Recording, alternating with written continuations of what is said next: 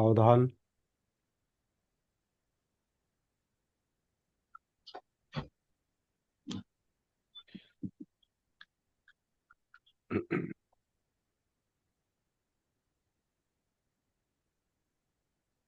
आज मनमाडमधले काही लोक येणार नाहीत बहुतेक. असं कारण अनिल शेजवळकरांच्या आई वारल्या काल. त्यांचा अंत्यविधी आज सकाळी आहे. तर आपण सगळ्यांच्या वतीनं स्वतःमध्ये अर्धा मिनिट शांतता पाळूया आणि त्यांना आदरांजली वाहूया.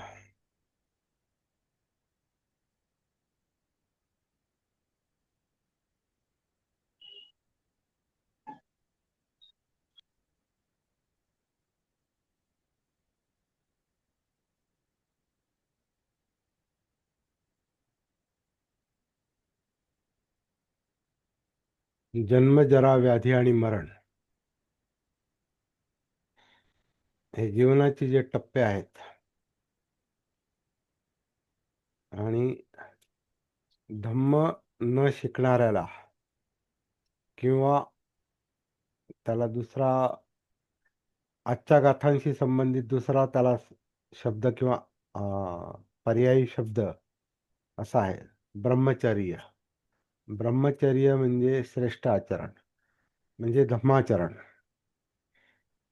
धम्माचं आचरण न करता जर तारुण्य घालवलं, पुढच्या 2 गाथा अशा अर्थाच्या आहेत, त्या आपण आज पाहणार आहोत.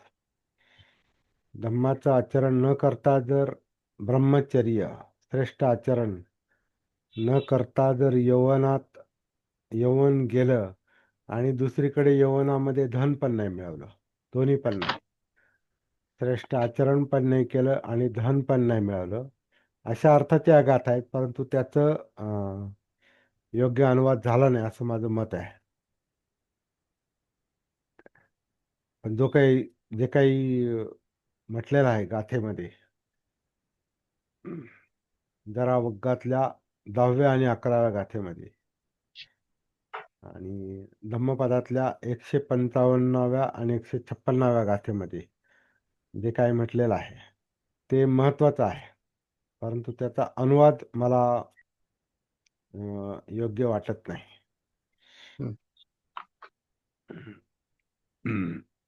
अचरित्वा ब्रह्मचर्यं अलब्धा योगनिधनं जिन्न कोंचावझायन्ति खेणमच्छेव पल्लले. ज्यांनी ब्रह्मचर्याचे पालन केलं नाही आणि ज्यांनी तरुणपणात धन कमावले नाही असा अर्थ नसावा त्याचा. तरुणपणामध्ये ब्रह्मचर्याचं आचरण पण केलं नाही आणि धन पण कमवलेलं नाही, म्हणजे दोन्ही बाबतीमध्ये ते तारुण्य वाया घालवलं असा त्याचा अर्थ आहे. आणि मग पुढे म्हटलेलं आहे की असे लोक म्हातारपणी कसे असतात, ज्याप्रमाणे एखाद्या जलाशयामध्ये मासे नाहीत आणि त्याच्या कडेला बसलेला बगळा जसा झुरत बसतो, कुडत राहतो, कारण काही मिळत नाही, पदरी कमावलेलं नाही, ना धन कमवलं, ना धनाचा आनंद, ना ब्रह्मचर्याचा किंवा धम्माचरणाचा आनंद. अशा माणसांना शेवटी झुरत राहावं लागतं, कुडत राहावं लागतं, कारण जे करायचं ते केलं नाही. अशा अर्थाची एक गाथा, अशा अर्थाची एक शिकवण पूर्वी पण एका वृद्ध भिक्षूला दिल्याचं कुठेतरी ग्रंथामध्ये आहे. मला नेमका तो संदर्भ माहिती नाही, पण तेव्हा पण मृत्यूशय्येवर टेकलेल्या म्हाताऱ्या व्यक्तीला किंवा भिक्षूला बुद्ध असं सांगतात, जेव्हा जे करायचं होतं तेव्हा ते केलं नाही, आता तुझा मृत्यू जवळ आला, आता तू काय करशील, आता काय आहे तुझ्याकडं. तर त्याचा शेवटी त्रास होतो. म्हणून योग्य वेळी योग्य काम झालंच पाहिजे. रेकॉर्डिंग नाही केलं. रेकॉर्डिंग चालू आहे. सुरुवातीलाच केलंय. ज्या वेळेला जे काम झालं नाही, दोन्हीपैकी एक तरी केलं पाहिजे. जसं आता बुद्धांनी तेच केलं. बुद्ध काही धन कमवत बसले नाही, बुद्ध राजपुत्र राहिले नाही, परंतु त्यांना जे धम्माचं धन कमवलं, ब्रह्मचर्य, श्रेष्ठ आचरण, धम्माचा शोध, दुःखमुक्तीचा शोध, आणि मग करोडो लोकांना त्या मार्गावर आजही लोक येत आहेत. आजही त्यांच्या धनाचा उपयोग करून आपण आपल्याला स्वतःला श्रीमंत बनवतो. धम्म हे धनासारखं आहे. एक तर तुम्ही भौतिक धन कमवा, पैसा कमवा, किंवा काही तुम्ही अं, अन्न, वस्त्र, निवारा आणि जगण्यासाठी कमवा, आणि त्याच्यावर शेवट करा. उपभोग घेत त्याचा शेवट करा. किंवा आणखीन चांगलं करता येत असेल तर इतरांसाठी काही कमवा, इतरांना काहीतरी देता येईल असं काहीतरी जास्त कमवा. किंवा मग सगळ्यात मोठी गोष्ट, सब्बदानं धम्मदानं जिनाती. धम्माचं दान जर देता आलं मरेपर्यंत, आणि लोकांना दुःखातून मुक्त करता आलं, त्रासातून मुक्त करता आलं, यातनांमधून मुक्त करता आलं, तर ते सगळ्यात मोठं काम आहे सगळ्यात. मग असं असं धन जर कमवलेलं असेल, एक तर धम्मधन तरी कमवा, ब्रह्मचर्य, श्रेष्ठ आचरण, श्रेष्ठ आचरण, ब्रह्माचरण, श्रेष्ठ आचरण, धम्माचरण, हे तरी यौवनामध्ये कमवलं तर ते म्हातारपणी कामाला येतं. नाहीतर मग धन कमवलं तर किमान जगू तरी शकता तुम्ही, कारण परावलंबित्व नाही राहत. काहीतरी पदरी असतं, पदरी पुण्याचा साठा, काहीतरी त्या अर्थाची गाथा आहे ना.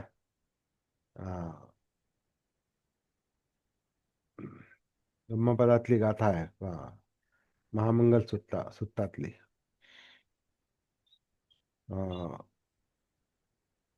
आठवल्यावर सांगतो, किंवा कोणाला आठवली तर लगेच सांगा. महामंगल सूत्रातली गाथा आहे, तर ती अशाच अर्थातली आहे. पदरी पुण्याचा साठा पाहिजे आपला, जो तो पुण्याचा साठा म्हणजे श्रेष्ठ आचरणाचा साठा पाहिजे. आपलं चित्त, आपलं मन अशा पद्धतीनं संस्कारित झालं पाहिजे, किंवा संस्कार मुक्त झालं पाहिजे.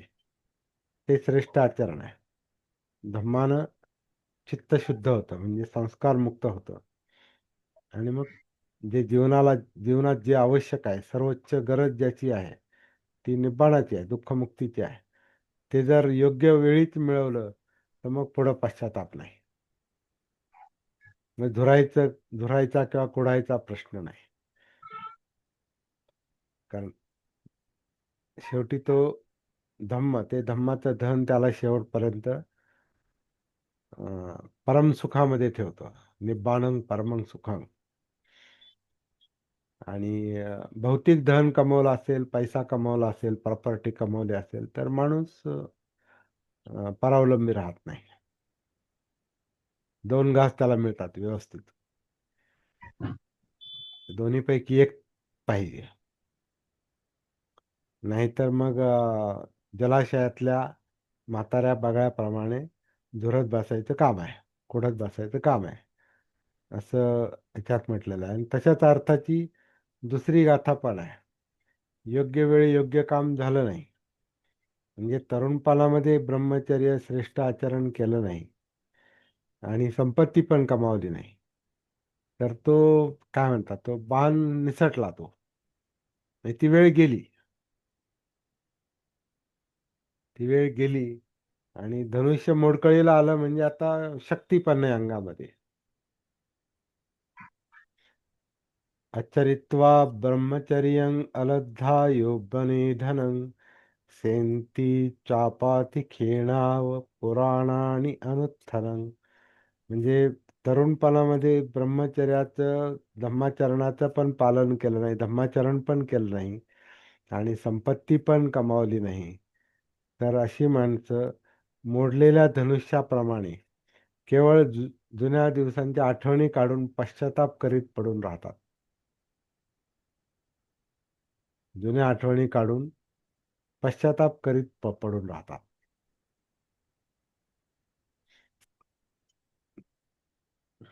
अशोक, तुमच्याकडे काय म्हटलं तुमच्या धम्मपदात?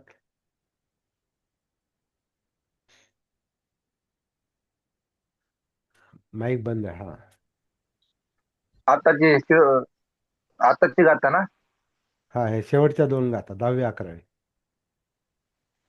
पहिल्या गाथेमध्ये सांगितलंय, श्रेष्ठ धार्मिक जीवनाचे आचरण न करिता एवनात धन न मिळविता हे आता म्हातारपणी ध्यान करिता जणू काय मासे नाहीसे झालेल्या डबक्याच्या काठी म्हातारे हा, बगळे. हा, हा, हा. आणि दुसरं. ती गाथा काय सांगते, श्रेष्ठ धार्मिक जीवनाचे आचरण न करिता ऐवनात धन न मिळविता हे आता म्हातारपणी पडून राहिले आहेत, जणू काय अतिजीर्ण धनुष्याचे अतिजीर्ण धनुष्याचे जुन्या टणककाराचा निनाद आठविता आहेत. निनाद, शेवटचा शब्द काय? निनाद आठवीत आहेत. आठवीत आहेत. हा, आठवत आहेत, हा. याचा त्यांनी एक चांगला अनुवाद, वेगळा, थोडासा वेगळा अनुवाद आहे. फक्त तरी तरी सुद्धा त्यांचा तो संदर्भ मला वाटतं चुकलेला आहे अनुवादामध्ये. याही अनुवादामध्ये यौवनात दोन्हीपैकी एक काम केलं पाहिजे. जेव्हा म्हणजे यौवनात म्हणजे काय, जेव्हा शक्ती असते, जेव्हा माणसामध्ये ताकद असते, शक्ती असते, काहीतरी करण्यासारखं असतं, काहीतरी चांगलं करण्याची वेळ असते, जे म्हातारपणात जमत नाही आणि बालपणात पण जमत नाही.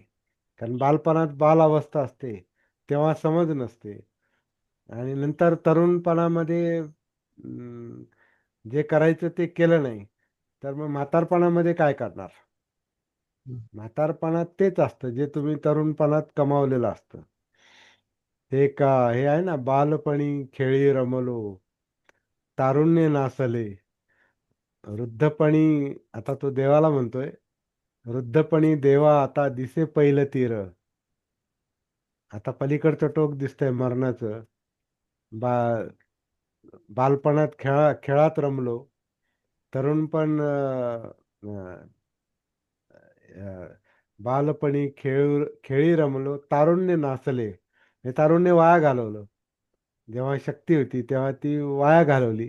आता मला म्हातारपणात काय म्हणे, पलीकडचं टोक दिसतंय, पहिलं तीर दिसतोय. कसला?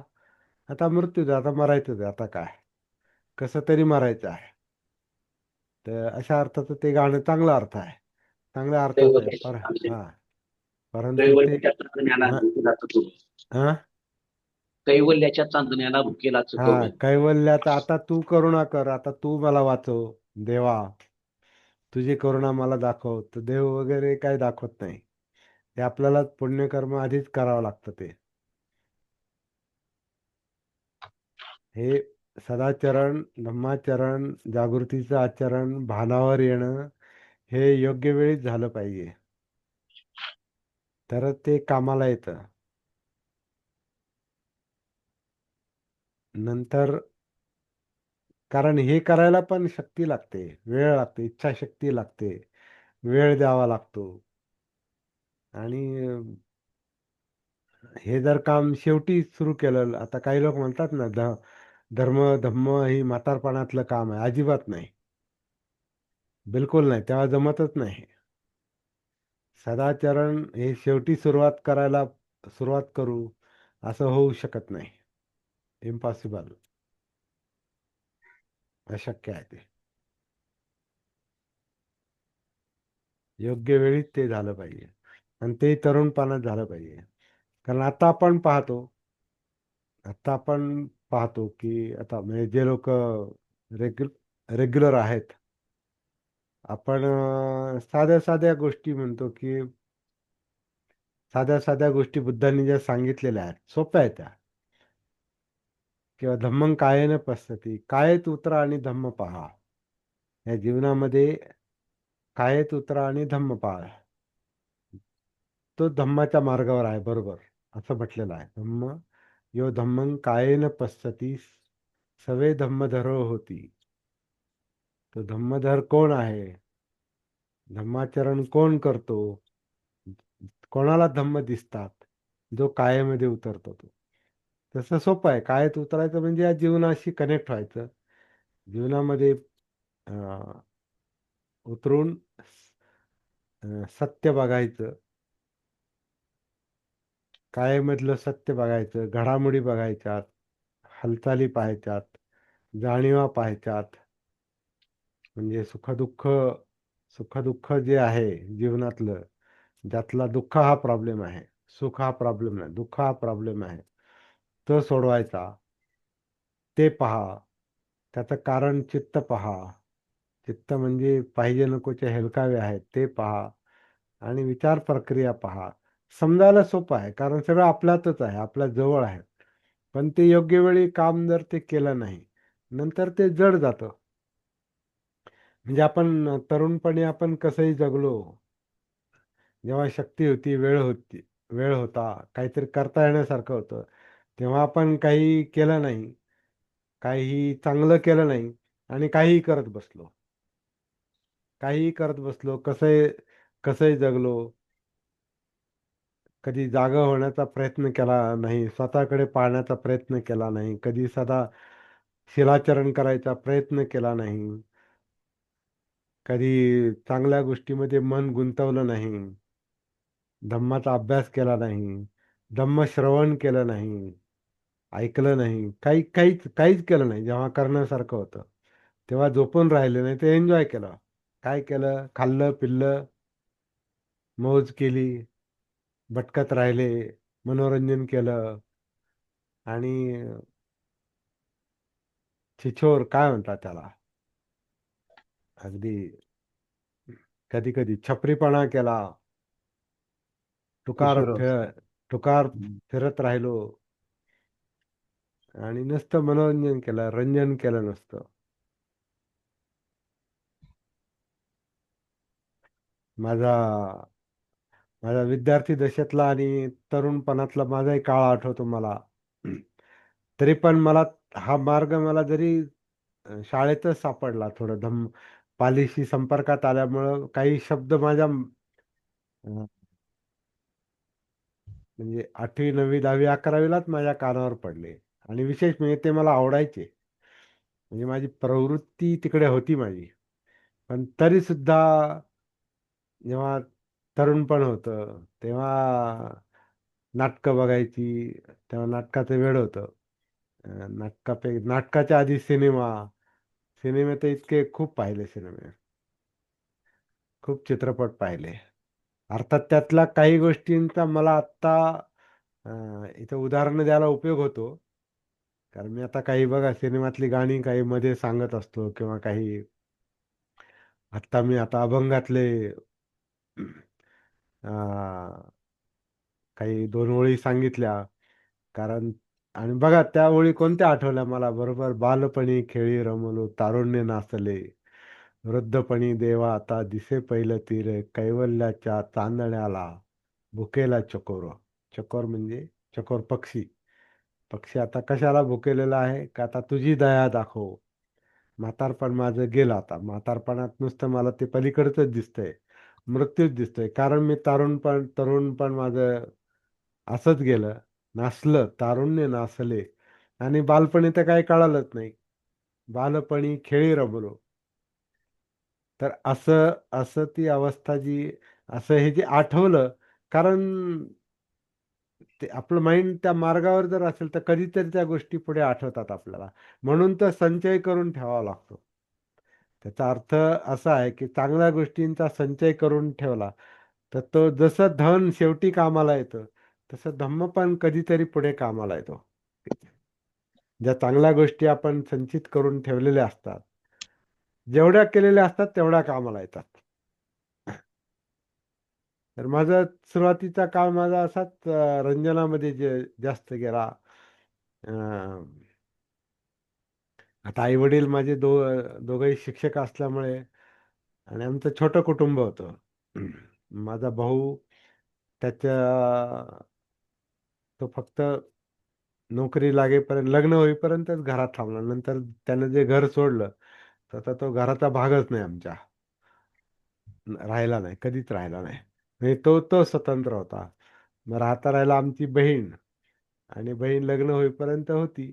नंतर ती गेली. म्हणजे आमचे आई वडील आणि मी पण बँकेत सर्व्हिसला होतो, बँक ऑफ महाराष्ट्रामध्ये. म्हणजे बँकेतला पगार म्हणजे त्यावेळेला पहिला पगार LICचा असायचा आणि 2 नंबरचा पगार हा बँकेतला असायचा त्यावेळेला. आणि राष्ट्रीयकृत बँक होती. तर त्यावेळेला तेही पैसे माझे कशामध्ये जायचे, कारण आई वडिलांकडून पैसे घेण्याचा प्रश्न नव्हता. पैसे भरपूर होते म्हणण्यापेक्षा जगण्यापुरते होते. आणि मग माझा पैसा कशात खर्च व्हायचा जास्त करून, नाटकं, सिनेमा, आणि नंतर मग शास्त्रीय संगीताचा छंद लागला. मग वेगवेगळे क्लासेस लावले.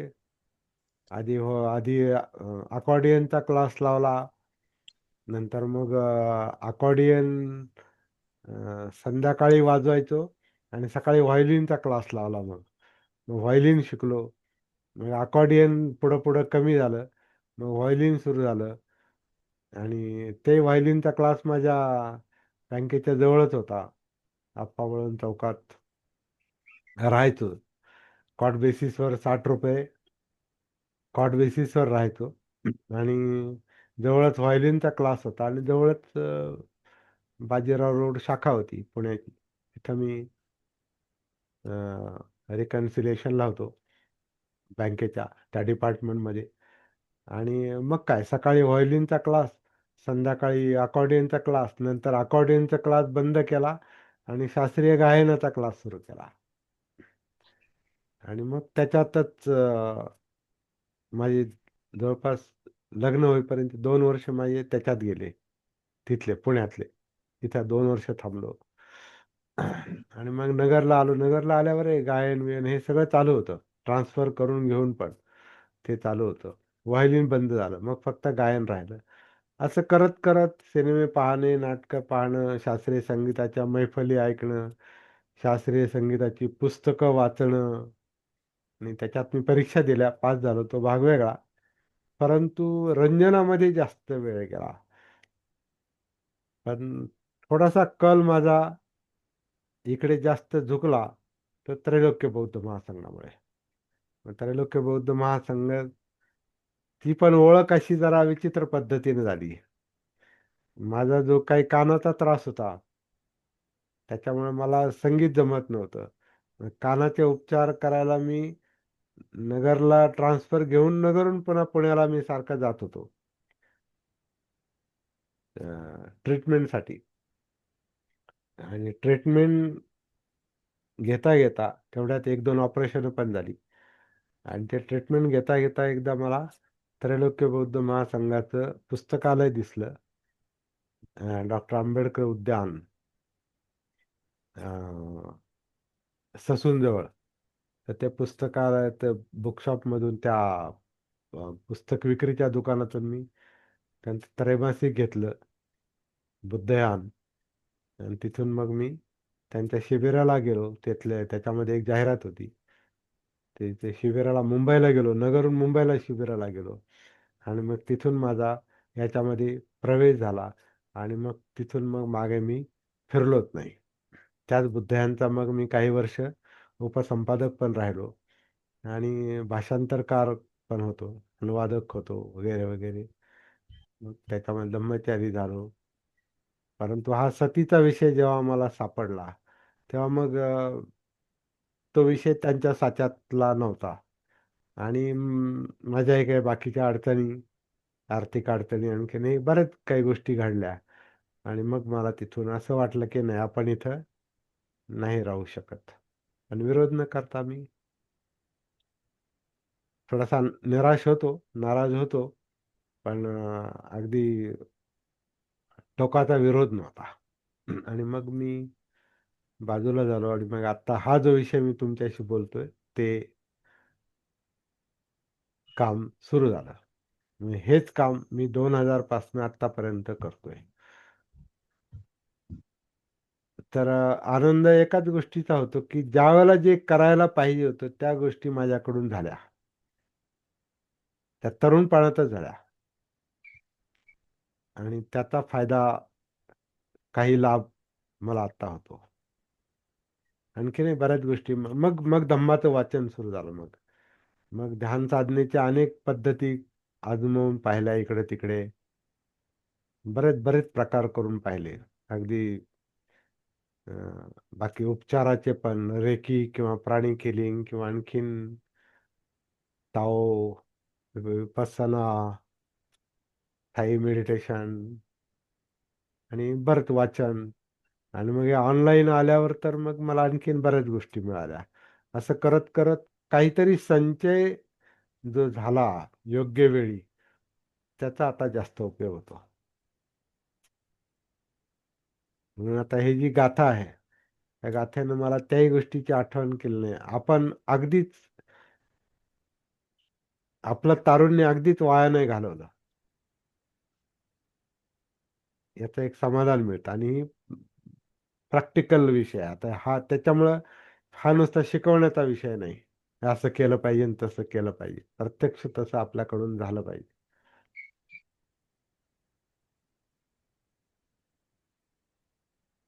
आणि आता अशोक सारख्या तरुणांसाठी हे जास्त उपयोगाचं आहे. बाकीच्यांना पण उपयोगाचं आहे, नाही असं नाही. आणि अशोक आहे आता तरुण तरुण याच्यामध्ये, म्हणजे 40च्या 45ल्या आतले जे आहेत ते एक दोनच लोक आहेत तिथे. आणि जे तरुण आहेत ते ऐकतात बरं का, पण आपले व्हिडिओ ऐकतात, ते माझ्या संपर्कात आहेत. आता एक एक नाव मी आवर्जून सांगेल. भूषण सोनवणे जे आहेत, इंजिनिअरिंग करतात. त्यांनी आपलं एकच शिबिर अटेंड केलं इथलं नगरमधलंच. आणि एक क्लास त्यांनी त्यांच्या घाटकोपरमध्ये अटेंड केला. त्यांच्या तिथं जे विहार, तिथं गेलो होतो. अनिल गायकवाडांनी ती सगळं नियोजन केलं होतं आणि त्याच्यात ते भूषण सोनवणे होते. पण तिथून त्यांना जे जे झपाटले ते ह्या विषयानं, तर त्यांचा रोज फोन असतो आणि आपले व्हिडिओ ते रोज ऐकतात. पण त्यांचं इंजिनिअरिंगचं वर्ष असल्यामुळे आता शेवटचं वर्ष आहे पुढचं. तर त्यांना मी म्हटलं की तुम्ही इकडे नाही आलात तरी चालेल, तुम्ही व्हिडिओ ऐकत राहा आणि माझ्याशी बोलत राहा. तर ते रोज फोन करतात, दिवसाआड फोन करतात. तर असेही काही लोक आहेत. तर त्यांना पुढे या गोष्टीचा खूप फायदा होणार. त्यांचं वय आता किती, इंजिनिअरिंगचं शेवटचं वर्ष म्हणजे किती आहे, 17 आणि 21-22 एकवीस वर्षाचे बाय असतील. हा, हा. 21-22 वर्षाचे आहेत ते. त्यांना त्याचा लाभ होणार. तर अशा ह्या प्रॅक्टिकल गोष्टी आहेत. हे आपण म्हणून आपला धम्मपदाचा अभ्यास म्हणजे आपण फक्त गाथांचा अभ्यास करत नाही. गाथांचा अभ्यास केला पाहिजे, त्याच्यातून आपल्याला काही गायडन्स मिळतं. केला पाहिजे नाही, केलाच पाहिजे. कारण तो पण एक संचय आहे. आणि बुद्धांचे शब्द त्याच्यात, जरी त्याचा काही इकडे तिकडे झालेले असतील, तरी काही शब्द असे आहेत जे बुद्धांचे असूच शकतात, त्याची खात्री असते. आचरित्वा ब्रह्मचर्य, म्हणजे आचरण न करता, ब्रह्मचर्य श्रेष्ठ श्रेष्ठ आचरण न करता, अचरित्वा ब्रह्मचर्य, ब्रह्मचर्य म्हणजे श्रेष्ठ आचरण म्हणजे धम्माचरण न करता तरुणपणात धनही कमावलं नाही. तरुणपणात हे आचरणही केलं नाही आणि धनही कमावलं नाही. जिन्न कोणचाव झायंती, जिन्न कोणचाव कोंच म्हणजे क्रौंच पक्षी म्हणजे बगळा. जीर्ण बगळा म्हणजे म्हातारा बगळा. जीर्ण कोंचाव म्हणजे म्हातारा बगळा ध्यान करत बसतो. झायंती, ध्यान करत बसतो. आणि त्याच्या कोणासाठी ध्यान करतोय, आता काहीतरी खायला मिळेल. बगळा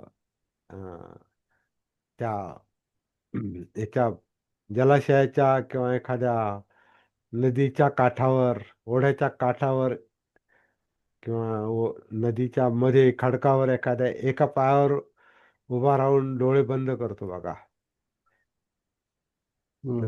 तो कशासाठी डोळे बंद करतो? की एखादा मासा येईल आणि मी त्याला खाईल, म्हणून तो शांत उभा राहतो, ध्यान करतो. ध्यायंती. तर हा हा हे उदाहरण असं आहे, ही उपमा अशी आहे की म्हातारा बगळा आहे, जलाशयाच्या काठावर उभा आहे, आणि ते जलाशय म्हणजे त्याचंच आहे, म्हणजे त्याचं जीवन, असं ती उपमा आहे. की अशा ठिकाणी तो उभा आहे का ज्या जलाशयामध्ये काहीच नाही खायला. तशा प्रकारची उपमा आहे की जीवनामध्ये आपल्या जीवनामध्ये असं काहीतरी पाहिजे की जे आपल्याला शेवटी उपयोगाला येईल.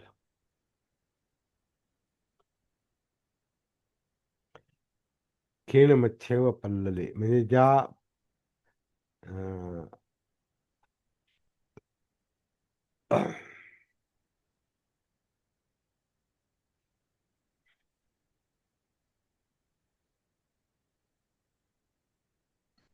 खीण मच्छेव म्हणजे जिथं मछल्या म्हणजे जिथं मासे नाहीत. खीण म्हणजे विणा विणा विणा मछलीच म्हणजे म्हणजे जिथं मासे नाहीत असं पलवल म्हणजे जलाशय किंवा तालाब. पलवल पलवल पल्लले म्हणजे पलवल हे बघा, दिल्लीजवळ एक स्टेशन पण आहे. पलवल म्हणजे तालाब. तालाब म्हणजे आपण काय म्हणतो, तलाव.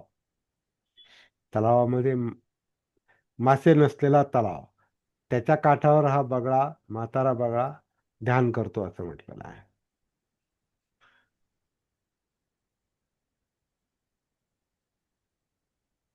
ध्यायंती. चिंतेत उभा आहे असं असाही त्याचा एक अर्थ केलेला आहे. तर सार सार लक्षात घेण्याची आवश्यकता आहे. आणि त्याचप्रमाणे दुसऱ्या गाथेमध्ये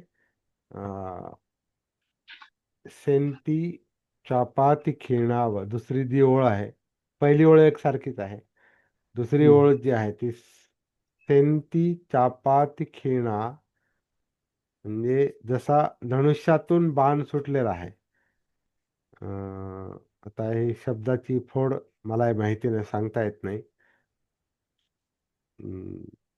म्हणजे तारुण्य गेलं, धनुष्यातून बाण सुटला म्हणजे काय, ते तारुण्य आता संपलं, त्या तारुण्यात काही केलं नाही, बाण सुटला, आता काही उपयोगाचा नाही, आणि ते धनुष्य जीर्ण झालंय म्हणे परत. मग तिथं काय, शेवटी फक्त जुन्या आठवणी काढायच्या. पुराणानी अनुत्थानं चापाती खिणा पुराणानी अनुत्थानं. पूर्वीच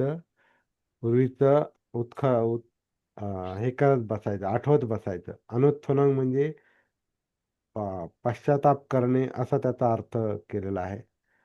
पुराणानी जुन्या गोष्टींची आठवण करायची, जुन्या स्मृतींची आठवण करत बसायचं. तर नंतर नंतर त्याचा काही फायदा नाही, म्हणून योग्य वेळी योग्य गोष्ट केली पाहिजे अशी गाथा सांगते.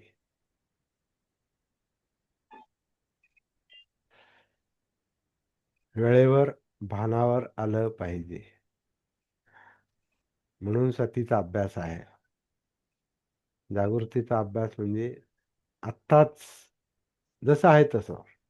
आता चिंता करत बसण्याचं कारण नाही. आता माझी वेळ गेली आणि मी म्हातारा झालो, माझं फार वय झालं, याचा अर्थ पश्चाताप करत बसणं असा पण नाही. कोणत्याही क्षणी माणूस जागा होऊ शकतो, आणि जेवढं करता येण्यासारखं आहे तेवढं केलं पाहिजे. खरं म्हणजे जास्त केलं पाहिजे, जास्त म्हणजे पूर्ण वेळच केलं पाहिजे. परंतु कधी कधी आपलं व्यावहारिक जीवन, आपली जीवन जगण्याची पद्धती, आपली परिस्थिती, आपली संस्कृती, आपल्याला मिळणाऱ्या संधी, या कधी कधी इतक्या, आणि स्वयंप्रेरणा पण तेवढी अशी हे नाही, ताकदीची नाही. स्वतःची प्रेरणा पण तेवढी ताकदीची नाही. आजूबाजूला सांगणारं कुणी नाही. कुणाकडून उत्तेजना नाही. कुणाकडून उत्तेजन नाही. कोणाकडून अं, कुणी सांगणारं नाही. धम्म कानावर पडत नाही. परिस्थिती पण विचित्र असते. आर्थिक समस्या असतात. सामाजिक समस्या असतात. आजूबाजूला मूढ लोकांचा, कधी कधी मूर्ख लोकांचा भरणा जास्त असतो, ज्यांच्यामध्ये राहून आपल्याला हे सगळं करावं लागतं. अशी परिस्थिती असू शकते. काही असो, कशी परिस्थिती असो, आपल्याला आपल्यात उतरवण्यापासून कोणी वाचू शकत, कोणी अडवू शकत. आपला श्वास तर कोणी धरून ठेवला नाही. अनापान कोणी धरून ठेवलं नाही. आपली काया जरी आपल्याला इतरत्र आपल्याला व्यस्त राहावं लागलं, आपलं शरीर कामात, इतर कामात जरी व्यस्त राहावं लागलं, तरी आपण शरीरात श्वासाच्या आधारे केव्हाही उतरू शकतो, कुठेही उतरू शकतो. जाणीवा पाहू शकतो. आपल्या मनात काय चाललंय. चुकीचं जरी असेल तरी ते जाणवणं गरजेचं आहे.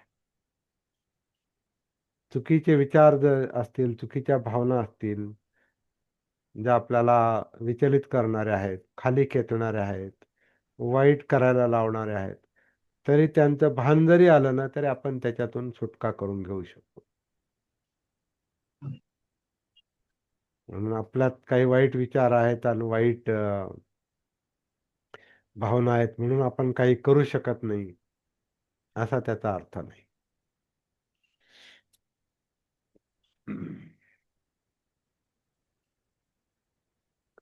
कोणत्याही क्षणी आपण जागृतीच्या कामाला सुरुवात करू शकतो. वर्तमानात, आत्ता, लगेच, इथेच. असा हा सार निघतोय आपल्या ह्या शेवटच्या 2 गाथेंचा. इथे आपला जरावग्ग समाप्त झालाय.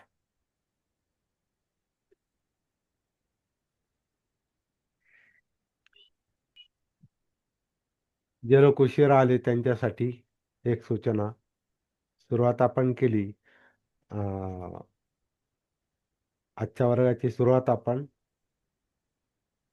अनिल शेजवळकर यांच्या आईचं काल निधन झालं आणि त्यांचा अंत्यविधी आज 10-11च्या दरम्यान केव्हा तरी आहे. आणि त्यांच्या आईविषयी त्यांनी परवाच उल्लेख केला होता बघा आपल्या वर्गामध्ये. जरा वग्गाचा अभ्यास करताना त्यांनी त्यांच्या आईची अवस्था त्यांनी सांगितली होती. सांगितले. जीवन असंच आहे, सत्य स्वीकारायचं.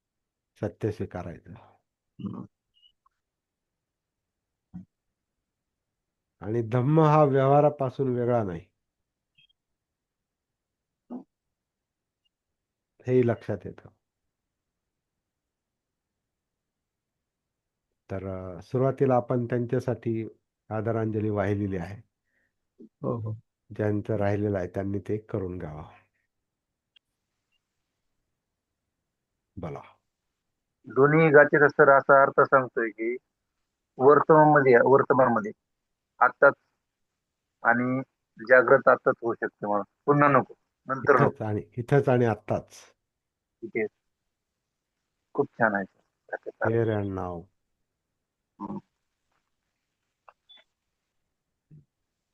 बरोबर आहे.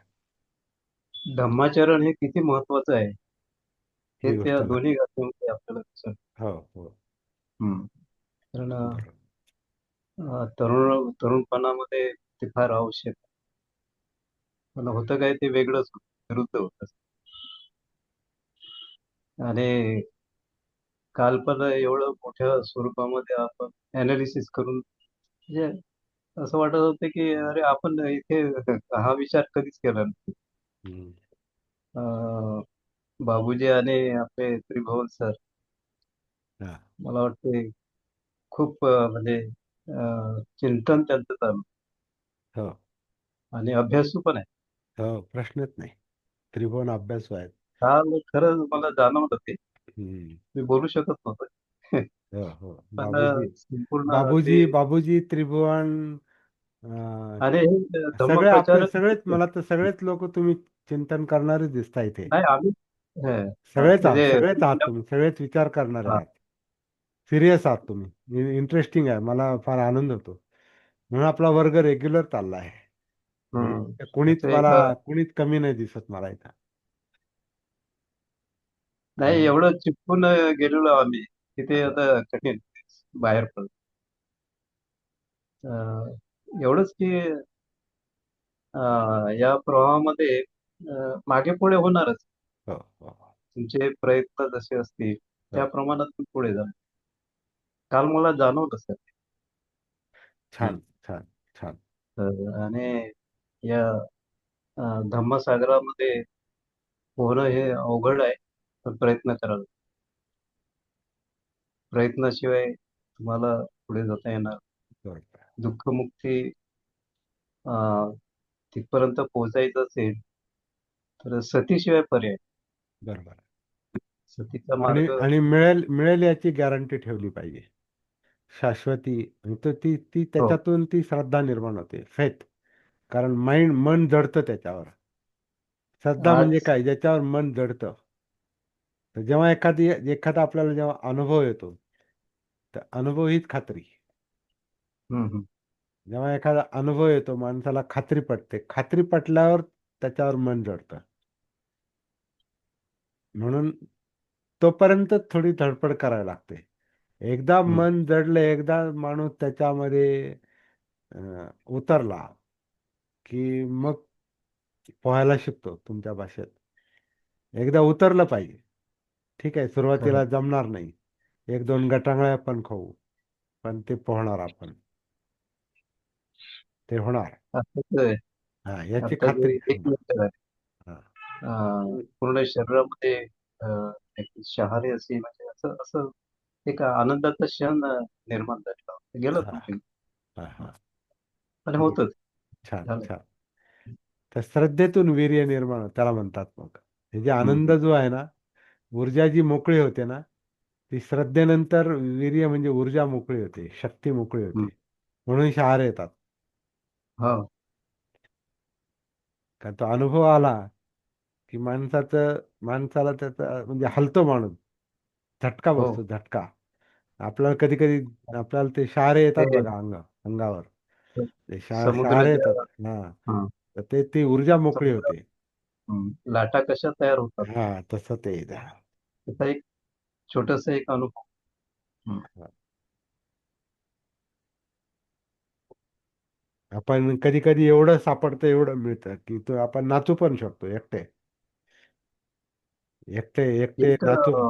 महत्वाचं एक आपल्याला आपल्या या याच्यामध्ये म्हणजे आपल्या ग्रुपमध्ये एक चांगला एक लाभ होते की धम्म प्रचारक जे लोक आहेत ते आपल्या याच्यामध्ये हो आपल्या ग्रुपमध्ये आहेत आणि हो हो हो त्यांचे अनुभव हो. जे आम्हाला ऐकायला मिळतात हम्म.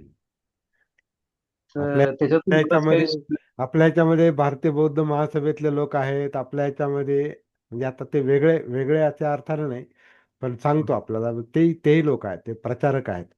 भारतीय बौद्ध महासभेचे लोक आहेत, इथे त्रैलोक्य बौद्ध महासंघाचे लोक आहेत, म्हणजे त्रिरत्न बौद्ध महासंघाचे आहेत.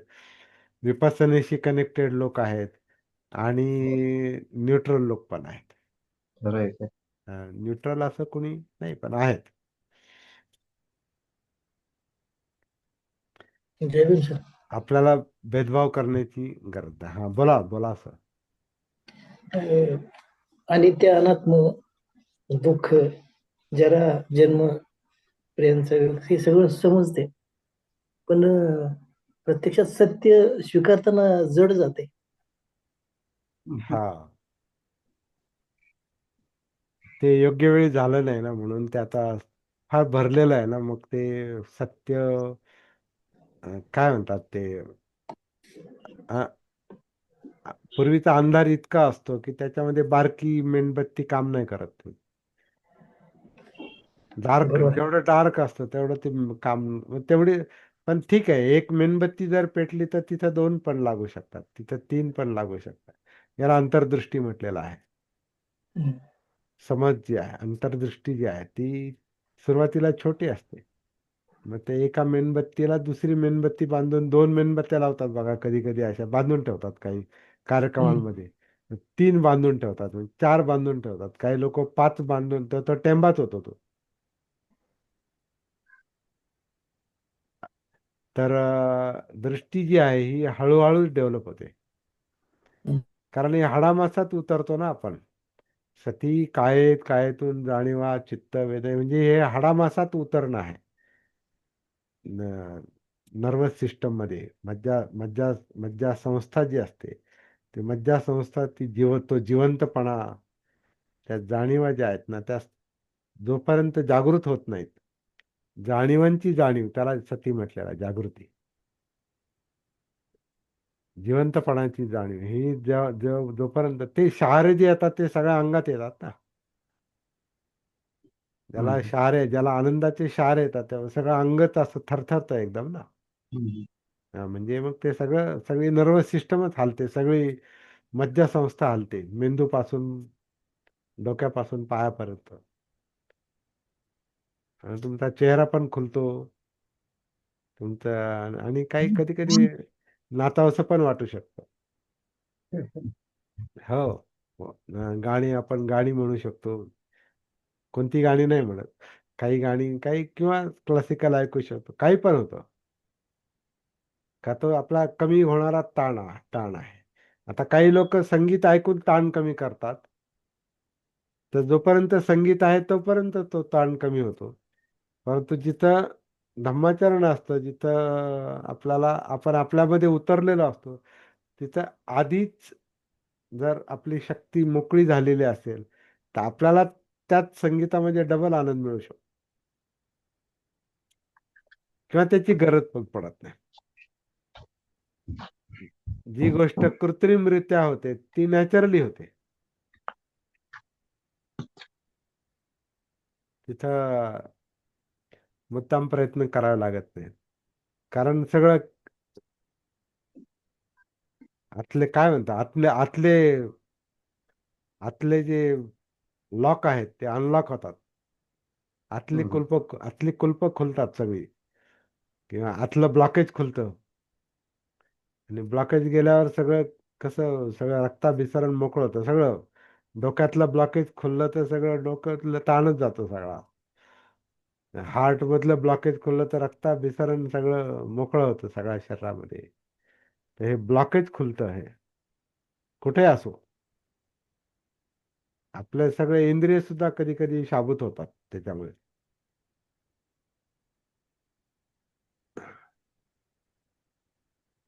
फार बिघडलेलं तर असते. हा, तर आपला अभ्यास योग्य पद्धतीने चाललाय, हा. आणि असं वाटतं पोट भरल्यासारखं, तृप्तीचं ढेकर आल्यासारखं वाटतं. तृप्तीचा ढेकर, हा. कारण कालची कालची गाथा पण खूपच छान होती.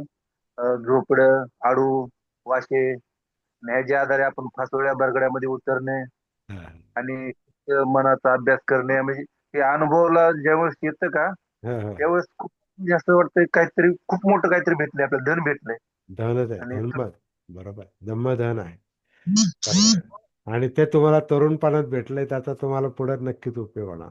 नक्कीच त्याच्यामुळे उपयोग आहे. त्याच्यामुळे त्याच्यामुळे तुमचं नाव घेतलं मगाशी मी. पाणी आणून मग आम्ही आणि जय भीम सर.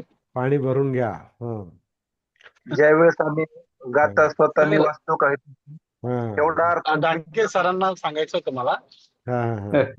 बोला. की सर भरपूर आपण म्हणजे अभ्यास केला बऱ्यापैकी धम्माचा, परंतु नेमका धागा काय आहे धम्माचा? की आता समजा बाकीचे धर्मामध्ये देव आहे किंवा भीती आहे, त्याच्यामुळं ते लोक निस्वार्थ भावनेने काम करतात. तसं धम्मामध्ये असं काय आहे की निस्वार्थ भावनेने काम करणार आणि व्यवस्थित जीवन जगणार, जीवनाचा मार्ग आहे तो.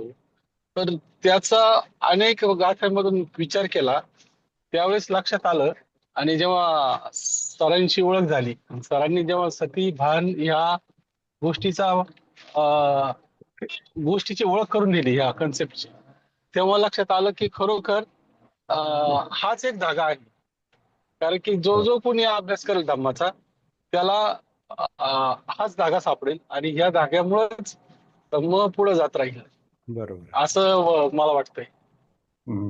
बरोबर आहे. हा सेंट्रल पॉइंट आहे, सेंट्रल पॉइंट. हा, मुख्य मुद्दा आहे. कारण की भरपूर लोक वेगवेगळ्या गाथा वगैरे घेतात, परंतु त्या कुठंतरी ह्या पॉइंटला सोडून अपूर्णच राहतात. अपूर्ण राहतात म्हणण्यापेक्षा पूर्ण आपल्याला चांगल्या गोष्टी लक्षात येत नाही मग. हम्म. आणि ह्या धाग्यामुळं प्रत्येक गाथेला हा धागा चिकटलेला आहे. म्हणजे या धाग्यातूनच ओलेल्या गेलेल्या आहेत गाथा, हम्म, हम्म. असं दिसतंय मग. बरोबर आहे. सगळं इंटरकनेक्टेड आहे. सगळं हो, हो. धम्मपद एकच आहे खरं म्हणजे. सगळ्यात धम्मच एक आहे, सगळं एकच आहे, एकच गोष्ट आहे. ती एक गोष्ट समजली ना, मग पसारात उतरायची गरज नाही पडत. मग हे पाहते काय गरज नाही. एक आणि पुन्हा आणखीन महत्वाची गोष्ट म्हणजे ते एक म्हणजे आपणच आहोत, आपलं जीवन आहे. हा श्वास, ही काया, ह्या जाणीवा, हे चित्त, हे मन, आणि मन हे मुख्य आहे. मनोपुबंगमा धम्मा मनोसेठा मनोमया. पहिलीच गाथा, पहिली आणि दुसरी गाथा म्हणजे एकच, त्या दोन्ही एकच आहे. सुख कशात आहे आणि दुःख कशात आहे. सुखाचा काय प्रश्न नसतो, तो दुःखाचा प्रश्न आहे, म्हणजे सत्याचा. तो प्रश्न कसा सोडवायचा? मनापर्यंत पोहोचून. मन कुठं आहे? तर आपल्यातच आहे, ते सगळीकडेच आहे. आणि मुख्यतः त्याचं जे सेंट्रल ऑफिस जे आहे, सेंट्रल लोकेशन जे आहे, ते आपलं ब्रेन आहे. आणि ब्रेनमधून सगळ्या शरीरामध्ये ज्या मज्जा संस्थेचं, मज्जातंतूंचं जे जाळं पसरलेलं आहे, त्याच्यात उतरतो. त्याच्यातच वेदना आहेत, परत जाणीवा.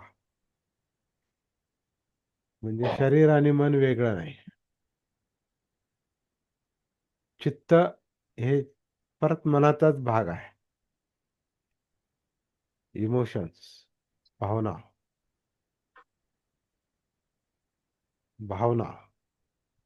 पाहिजे नको, लोभ द्वेष, त्याच्यामुळंच खरं म्हणजे मनाची निर्मिती पण त्या इमोशन्स मुळेच आहे, असं वाटतं. म्हणजे मन, ही सगळी जी धावपळ जी प्राणीमात्रांची चाललेली आहे, धावपळ, पळापळ, उलाढाल, उचापती, चांगलं वाईट काही असो, ते कळत नाही म्हणून वाईट होतं, कळाल्यावर त्याचंच रूपांतर होतं. वाईट जरी माणसं करत असले ना, तर ते उद्देश त्यांना मुक्तीच असतो. म्हणजे एखादा लोभी माणूस पण त्याला असं वाटतं का हे मिळालं म्हणजे मी सुखी होईल. रागीट किंवा द्वेष असणाऱ्या माणसाला पण असं वाटतं की मी अमकं वाईट केलं म्हणजे माझं चांगलं होईल. काही काही समजा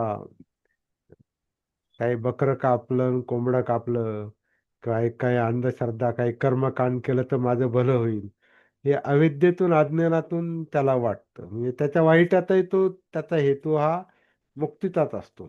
पण त्याला ते कळत नाही, कारण तो भानावर नाही, कारण तो सतीमध्ये नाही, तो स्वतःशी कनेक्टेड नाही, स्वतःमध्ये नाही. तो इतर काहीतरी पाहतो आणि त्यानुसार करायला पाहतो, कॉपी करतो इतरांत. म्हणून समाजातल्या ज्या प्रथा आहेत, कर्मकांड जे आहेत, चालीरीती ज्या आहेत, त्यात माणसाच्या वर्तनाला जास्त आकार देतात. परंतु त्याचं कारण त्या प्रथा आणि परंपरा नाही. आपल्याला आपलं भान नसतं, आपण आपल्याशी कनेक्टेड नाही, त्यामुळे चांगल्या वाईटाची जाण नसते. चांगल्या वाईटाची जाण आली, त्याचं भान आलं, त्याचा बोध झाला, तर चांगलंच राहतं, वाईट आपोआप गळून पडतं. म्हणून चांगल्या वाईटाची आधी जाण आली पाहिजे, भान आलं पाहिजे. ते हे काम करते सती. स्पष्ट आहे अगदी. आणि कुठे पळापळ करायची जास्त गरज नसते. कुठं पळणार आहे आपण? काया सोडून कुठे जाणार? सगळं इथंच आहे. ते बालपण आहे इथं, ते तारुण्य तिथं, ते म्हातारपणे तिथं, ते सुख आहे तिथं, ते दुःख आहे तिथं, तो बगळा पण तिथेच आहे, ते धनुष्यबाण पण तिथं, ते शरीरातच आहे, ते सगळं तिथंच आहे. जागेवरच आहे, लांब काहीच नाही, बाहेर काहीच नाही. तिथंच तलाव आहे, तिथंच पुण्य, तिथंच पाप, तिथंच म्हातारपण, सगळं. जन्म जरा व्याधी मरण, प्रियांचा वियोग अप्रियांचा संयोग, मनासारखं न होणं, सगळं सगळं तिथंच आहे. धम्म म्हणजे आपलं जीवन आहे. खरं इथंच सगळं कळतंय, म्हणून उतरावं लागतं, कनेक्ट व्हावं लागतं.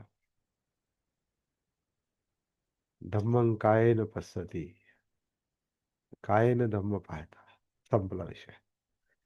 इतकं सोपं आहे ते. सोपं बुद्धाच्या काळात ते सोपं होतं, म्हणून पटापट लोक मोकळे व्हायचे. पटापट. आपले वर्षानुवर्ष जातात. नाही. बुद्धांच्या त्या 45 वर्षांच्या कालावधीमध्ये धम्म प्रचाराच्या 45 वर्षांच्या कालावधीमध्ये आत्ताच्या उत्तर भारतातला खूप मोठा भाग व्यापला होता.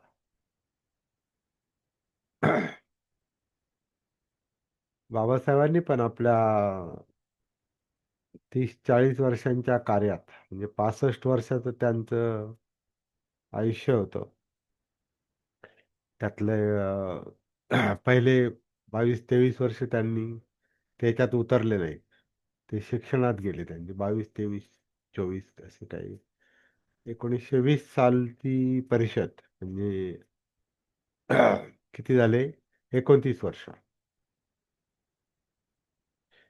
पहिले 29 वर्ष ते सामाजिक याच्यामध्ये पूर्णपणे उतरले नव्हते. माणगावची परिषद.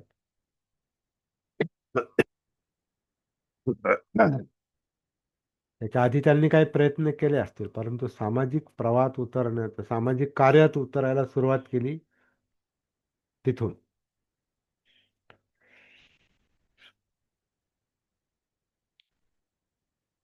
शाहू महाराज अध्यक्ष त्या परिषदेत. बहिष्कृत हितकारिणी सभेची पहिली सभा.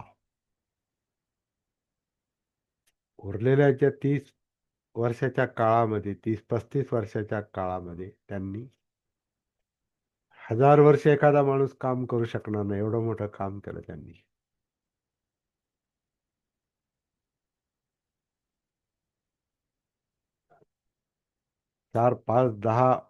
चार पाच हजार वर्षांची ही व्यवस्थेची परंपरा, जाती व्यवस्थेची परंपरा काही वर्षात मोडकळीस आणली त्यांनी. अजून पूर्ण मोडकळीस आली नाही ती.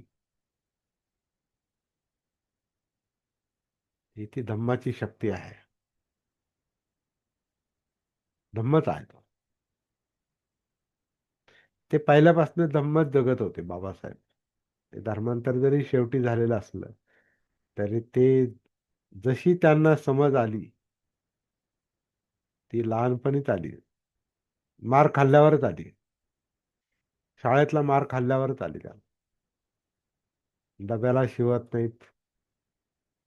आपल्या काय आपल्या डब्याला हा मुलगा शिवल म्हणून ती फळ्यामागचे डबे काढून घेतात ना पोरं.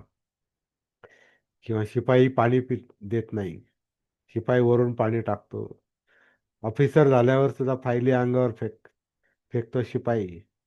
हे सगळं जागा करण्याची त्यांची हे आहे, ती प्रक्रिया आहे. तर ते बरं झालं खरं म्हणजे एका अर्थ. सर ते असं आहे सर, की आता IAS ऑफिसर बघा, MPSC झालेली बघा, तर ते गरिबीतलेच लोक जास्त ऑफिसर झालेले आहेत.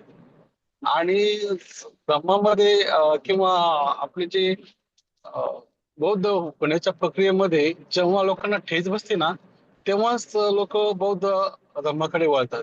अदरवाईज वळत नाही. जातीचे जेव्हा चटके बसतात तेव्हा इकडे येतात. जेव्हा सगळं काही ऑल इज वेल असतं तेव्हा मग मज त्यांना इतर धर्म धर्म हे असतात, प्रिय असतात. मजबूर आणि मजबूर ते होतात. बौद्ध धर्माला सुद्धा नाव ठेवायला लागतं. हो पण जेव्हा मग त्यांना समजतं आणि हो अजूनही म्हणताय की जात आहे, म्हणजे दिसताना दिसत नाही परंतु मनामध्ये आहे, आणि ते कधी ना कधी लक्षात येतं, आणि लक्षात आलं की मग लोक वळतात इकडं. आणि तसंच सेम कंडिशन माझीही झालेली आहे. मी 35व्या वर्षी ह्या धर्माकडे वळालो. आणि असे बरेचसे लोक मी आता बघतोय मला जोडतात ना, तर ते लोक सुद्धा जेव्हा त्यांना ठेच बसली तेव्हाच इकडे आले. डायरेक्ट आलेले नाहीत. बाबासाहेब वाचून आलेले नाहीत. हो बाबासाहेब वाचून कमी लोक आले. बरोबर आहे. मग जेव्हा ठेच बसली तेव्हा बाबासाहेब वाचले आणि मग आले.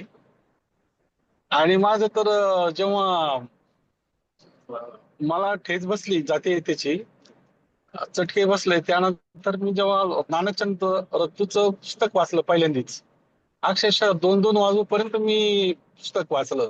आणि 2 वाजता माझ्या डोळ्यातून धारा येत होत्या की किती केलं ह्या माणसाने आपल्यासाठी आणि आपण काय करतोय.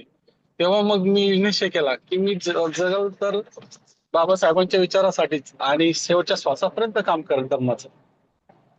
इतका निश्चय केला मग मी.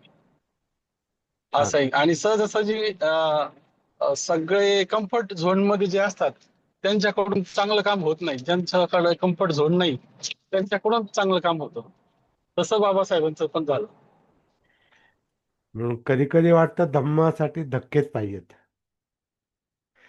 एक एक तर धक्के पाहिजेत आणि माणूस जागा पाहिजे. जागा माणसाला धक्का बसला का मग तो जास्त जागा होतो. आणि झोपेत माणसाला धक्का धक्का दिला तर पडतो तो, पण तो जागा नाही होत.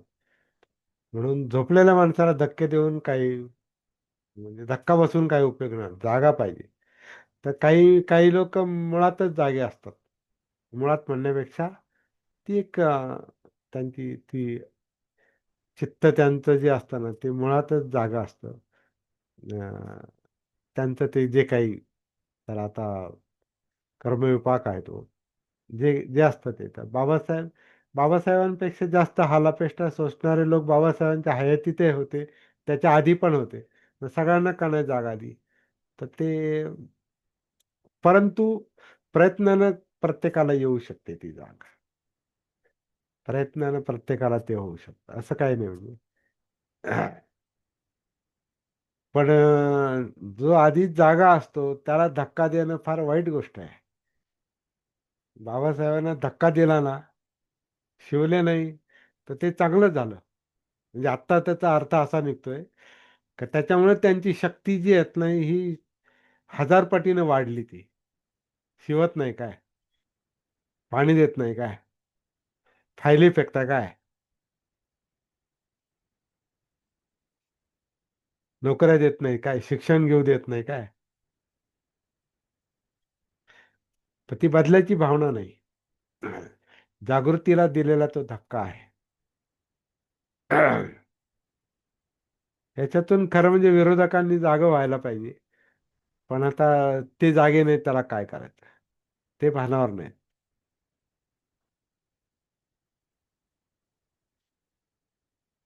जे भानावर आहेत त्यांना कळतं मात्र, हा.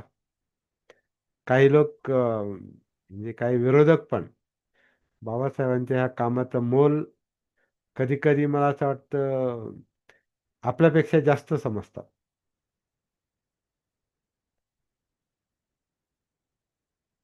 जाणीवपूर्वक वागतात तसे. हा, जाणीवपूर्वक करतात ते. जाणीव म्हणजे घाबरून का होईना, पण काही लोकांना अशी आता भीती बसलेली आहे. बघा, कुणीतरी बाबासाहेबांचं नाव घेतलं नाही म्हणून लोकांनी गदारोळ केला. तो म्हटलं, "अहो, विसरलो, मला तसं नव्हतं म्हणायचं, ते विसरलो." तर काही का असेना, ठसका बसतो. तर त्यांनी घाबरू नये, कारण विरोधकांनी पण घाबरण्याचं काय गरज नाही. भानावर या, सतीमध्ये या, जागृत व्हा. म्हणजे जीवनाचा, त्यांच्या जीवनाचा सदुपयोग होईल मग. पण आंबेडकरी बौद्धांनी लवकर जागं झालं पाहिजे. कारण ही फार मोठी शक्ती आहे आपल्यामध्ये आता. ही शक्तीला जर या शक्तीला जर सामुदायिक, सार्वजनिक, सामाजिक वळण लागलं तर काय किमया होईल, काय होईल सांगता येत नाही. आणि याला कोणत्या नेत्याची गरज नाही. कोणी एकानंच सांगावं आणि बाकीच्यांनी मागं चालावं असा विषय नाही. प्रत्येक जण आपला स्वतःचा नेता आहे, जीवनाचा नेता आहे तो. आपल्या स्वतःच्या जीवनाचं नेतृत्व केलं तर आपण सामाजिक जीवनाचं नेतृत्व करू शकतो, असं दिसतंय ते. एकच जण जागृत झाली तर सगळे सगळे खळबळ झाली. तर खबर सगळे जागृत जर झाले तर तर काय काय होईल? होईल? स्फोट होईल. जागृतीचा स्फोट जर झाला, संपलं. बुद्धाचं कामच झालं मग. बुद्धाचं काय, शेवटी सगळं जगाला म्हणजे दुःखाचाच नायनाट झाला पाहिजे. दुःख नावाची गोष्टच नाही राहिली पाहिजे. हे शक्य आहे, हे शक्य आहे. काहींना वाटतं हे कसं काय शक्य आहे. शक्य आहे. फक्त चित्त, कॉन्शियसनेस, ही जी ऊर्जा आहे, नैसर्गिक ऊर्जा, जी गाफील जास्त आहे, अविद्या, अनकॉन्शियस, ही गाफील ऊर्जा जी आहे ना, ती जागी झाली की संपलं काम. कारण तिच्यामध्ये ती समज येणार, परफेक्ट विजडम, सम्यक दृष्टी. ते फक्त दिसणं गरजेचं आहे की काय केल्याने काय होतं, कशामुळं काय होतं, एवढं समज ती आली ना की संपलं काम. जे काय होईल ते चांगलंच होईल, याबद्दल शंका नाही.